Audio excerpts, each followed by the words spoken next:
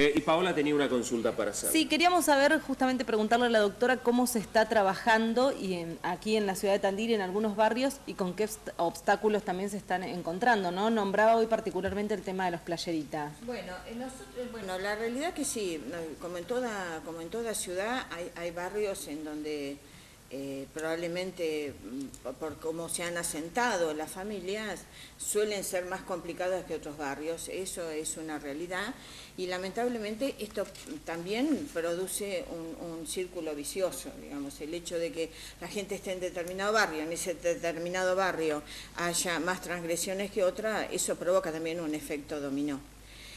La realidad también es que coincido en muchas apreciaciones del licenciado L'Oreal en que estos niños o adolescentes vienen de entornos familiares que bien o tienen la misma transgresión del delito, muchos de ellos, nosotros tenemos familias donde el padre está preso por delitos gravísimos y la madre va con sus hijos a la cárcel, incluso ese padre desde la cárcel, porque parece que nuestras cárceles tienen mucha facilidad de comunicación externa, el padre ordena, dispone, se comunica. Nosotros hemos tenido que prohibir a padres que están en la cárcel que se comuniquen con hogares donde nosotros hemos tenido que institucionalizar a alguno de sus hijos porque no hemos logrado ni de parte de ese padre que está en la cárcel ni de esa madre que logren contribuir a que nosotros podamos trabajar con esos chicos sin estar institucionalizados. Es decir, por supuesto que los padres son absolutamente responsables y nosotros también lo vemos eso todo el tiempo. Los casos donde más nos fracasan las institucionalizaciones son donde los padres no contribuyen, donde el padre sostenidamente de alguna manera provoca de que el hijo abandone la institucionalización. Y esto nos pasa todo el tiempo y algunas veces hasta nos preguntamos si no lo hacen porque les conviene tener hijos que sean, siendo inimputables, delinquen y el producto de ese acto delictual lo traen a su casa. Estamos escuchando a la doctora Montserrat. Las cosas que nos cuenta, a ellas no se las contaron, digamos, ella las vive porque es jueza. Estemos muy atentos a esto. La verdad que es muy interesante poder escucharla y saber que estas cosas no pasan en el Gran Buenos Aires, pasan acá en Tandil. Sí, obviamente que pasan en Gran Tandil. Yo también les voy a reconocer lo siguiente, a ver, yo soy una privilegiada, como muchos de nosotros, vengo de una clase social en la que yo jamás he tenido ningún faltante. Yo me vine a vivir en el año 82 a Tandil era pequeño en aquella época. Y la realidad es que, como muchos de nosotros, cierto, yo no salía muy lejos de las 4 avenidas, sí, yo no conocía todo el contexto social. Y yo digo, tuve que ponerme al frente del juzgado de familia y advertir que había, y eso me ha sensibilizado, digamos. Yo estoy convencida que no soy la misma persona que era hace 8 años, porque puedo vivir en carne propia lo que es la exclusión social.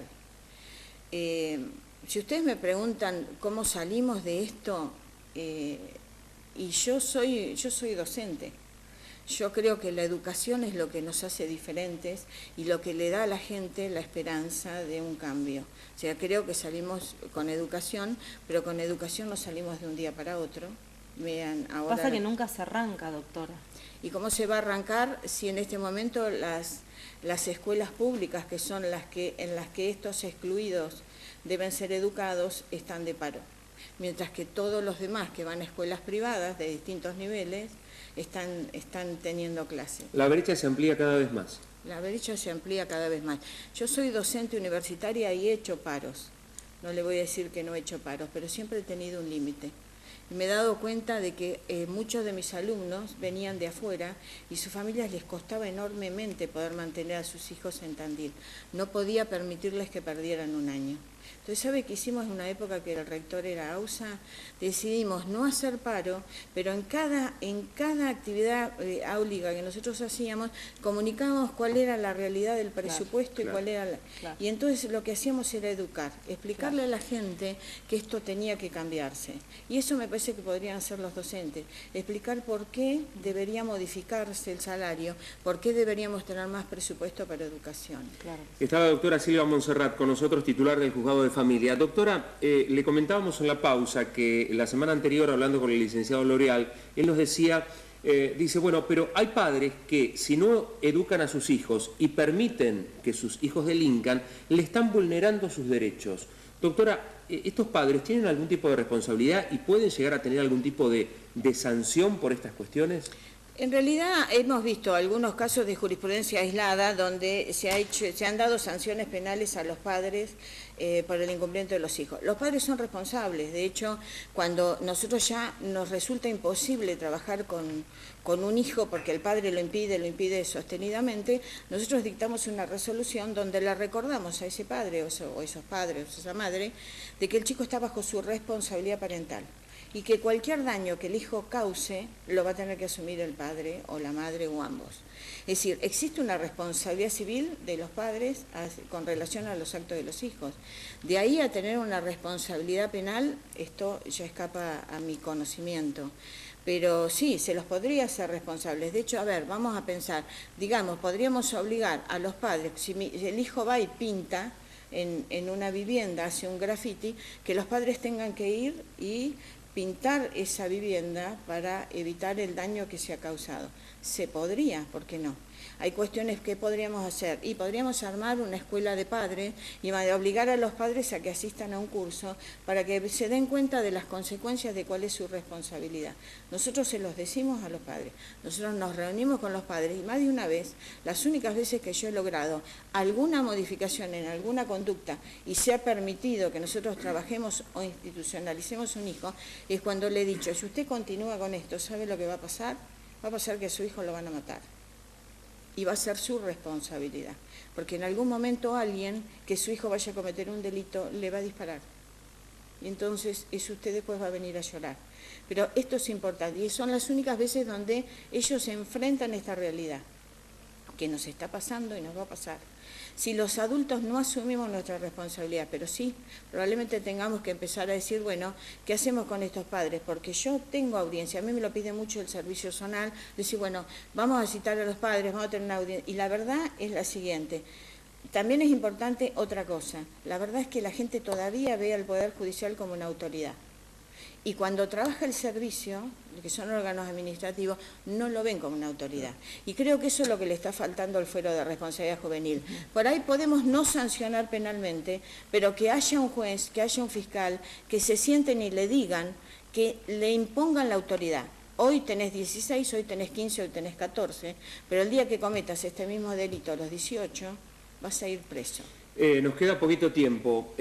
¿Vos tenés alguna pregunta y yo después quiero cerrar con otra? Sí, le quería preguntar a la doctora a ver si es muy difícil generar este tipo de herramientas, como la escuela de padres de la que hablaba recién, como por ejemplo una idea, o qué necesitan ustedes también desde la justicia para poder... Nosotros, a ver, nosotros, si nosotros vemos, no estoy hablando, por esto es más el que lo debería implementar, me parece que es el fuero de responsabilidad juvenil.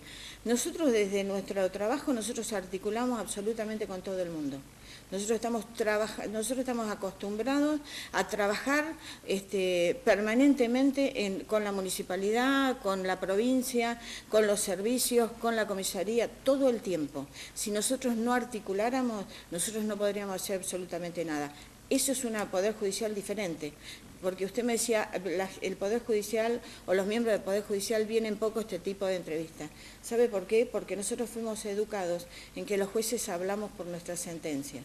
Pero la realidad es que esta sociedad demanda otra cosa. Sí, claro. Esta sociedad demanda que un juez venga, primero asuma su responsabilidad, claro, y después le diga, miren, hay cosas que no puedo hacer si ustedes como sociedad no trabajan en conjunto con nosotros. Claro.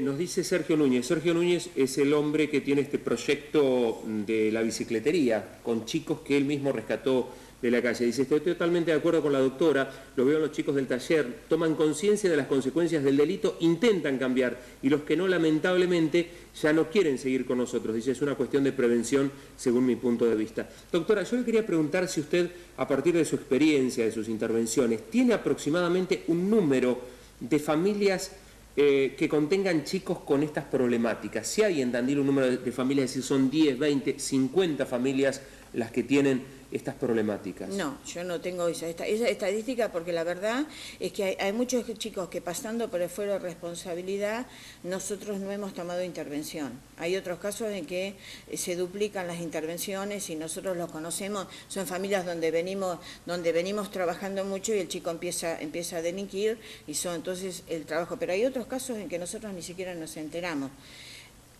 Así que yo no tengo estadísticas todavía. El tema de las estadísticas es algo probablemente que nos debemos. Nosotros en el tema de la violencia doméstica o violencia familiar, la Corte está trabajando en un registro y en estadísticas, pero en lo que es menores por ahora no. Correcto. Hoy hablaba de la irresponsabilidad familiar que crece año a año. Usted, desde todo el tiempo que viene trabajando, doctora, ¿cuánto tiempo hace que ve que se está corrompiendo la familia y la sociedad? Yo lo veo desde que empecé, digamos, y si ustedes miran las estadísticas del fuero de familia, el fuero de familia viene creciendo a un 10, un 20% por año. Entonces, esto significa que hay un deterioro familiar en todo sentido. Lógicamente, si no, el nuestro sería un fuero mínimo. No, hoy somos el fuero probablemente con mayor índice de litigiosidad de todos los fueros, no se puede ni comparar. Por eso se viven creando nuevos juzgados de familia, porque obviamente la problemática es amplia, afecta a todos los estratos sociales y afecta, hoy nosotros tenemos, por ahí no tenemos delitos, pero el tema de la violencia doméstica o los conflictos familiares o la irresponsabilidad parental está en todos los estratos sociales. Doctora, ahora sí, la última y la dejamos libre. Siempre hablando de su responsabilidad, ¿no? de su juzgado. ¿Qué es lo que más le preocupa en cuanto a lo que está pasando en Tandil y que usted dice, bueno, sobre esto hay que trabajar fundamentalmente? Bueno, por supuesto que el tema de la violencia nos preocupa. Nosotros, el tema de la violencia año a año, nosotros vemos que viene creciendo y la verdad que si uno ve los índices de femicidio son atroces. Es decir, pareciera que hoy la vida no tiene ningún valor porque los muchos victimarios incluso culminan su propia vida. Es decir, ¿qué es lo que lleva a una persona a matar a otros y matarse a sí mismo? Ahora se está empezando a considerar la posibilidad de empezar a trabajar con los victimarios para ver si podemos revertir conductas. Hay algunas experiencias fuera de Tandil, por ejemplo en Mar del Plata.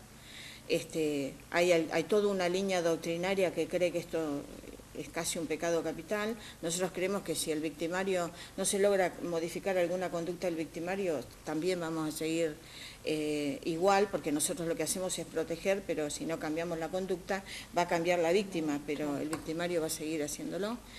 Y la otra cosa es, volvemos a lo mismo, necesitamos educación en valores en todos los niveles, necesitamos una política de Estado que vuelva a recordarnos cuáles son los valores que esta Argentina ha tenido y que es necesario respetar, volver a considerar de que hay etapas para todo, ¿no? Si yo veía que ahora con esto del recital del Indio, chicos de 16 años, si usted deja que su hijo de 16 años se vaya a un recital a 100, 200, 500 kilómetros y después usted no sabe dónde está. Y menos también, doctora. ¿Y los padres que llevaron los carritos de los bebés y los niños? Sí, el año pasado acá hubo gente que lo hizo y la verdad que no pasó. Y la verdad que estábamos como cebados en creer que estaba todo bien. Porque tengo un amigo que decía, yo estuve durante el día, dice, en Tandil uno veía a la gente en las plazas y parecía que estaba todo bien.